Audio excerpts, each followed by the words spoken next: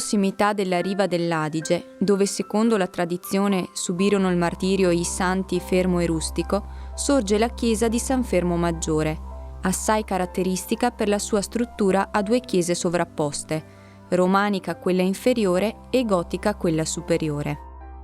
Per la verità, una prima chiesa paleocristiana era già stata costruita intorno al V secolo, ma successivamente, tra il 1065 e il 1143, i benedettini intrapresero una radicale opera di ricostruzione, edificando una chiesa romanica a due piani, l'inferiore per custodire le reliquie di San Fermo e la superiore per le celebrazioni solenni.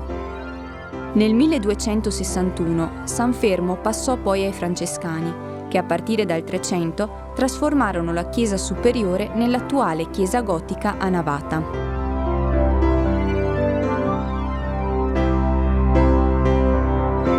All'interno lo sguardo non può che restare ammaliato dal magnifico soffitto di legno, una prodigiosa opera a carena di nave, dove sono dipinte ben 416 immagini di santi.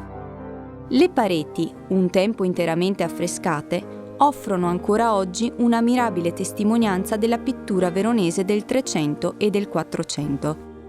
Tra le numerose opere d'arte interessanti presenti in questa ricchissima chiesa, un cenno particolare va fatto al Mausoleo Brenzoni del 1426, un grande monumento funebre, perfetta sintesi di scultura e pittura, in cui le immagini scolpite da Nanni di Bartolo trovano il loro naturale compimento nella decorazione pittorica di Pisanello.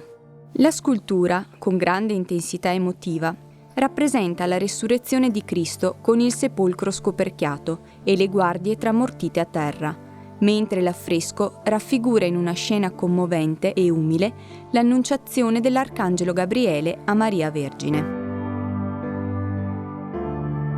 Proseguendo, non si può fare a meno di notare sulla parete destra il meraviglioso pulpito. La base in marmo rosso veronese e marmo bianco è stata scolpita da Antonio da Mestre e gli affreschi dipinti da Martino da Verona. La sua guglia di legno rappresenta uno straordinario esempio dello stile gotico della chiesa.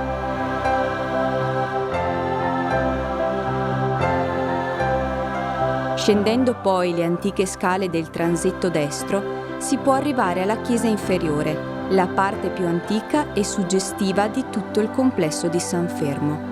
La pianta è a croce latina, con 4 navate divise da file di colonne e pilastri. L'aspetto suggestivo della costruzione romanica è rimasto intatto grazie alla presenza dei resti degli affreschi del XII e XIV secolo, del pregevole crocifisso trecentesco nel presbiterio e della pietra sulla quale, secondo la tradizione, furono decapitati i santi Fermo e Rustico. La chiesa di San Fermo rappresenta, insieme alla basilica di San Zeno, Santa Anastasia e il Duomo, il complesso delle 4 chiese storiche di Verona e quindi una meta assolutamente imperdibile per chiunque volesse fare nello stesso luogo un pieno di storia, arte e spiritualità.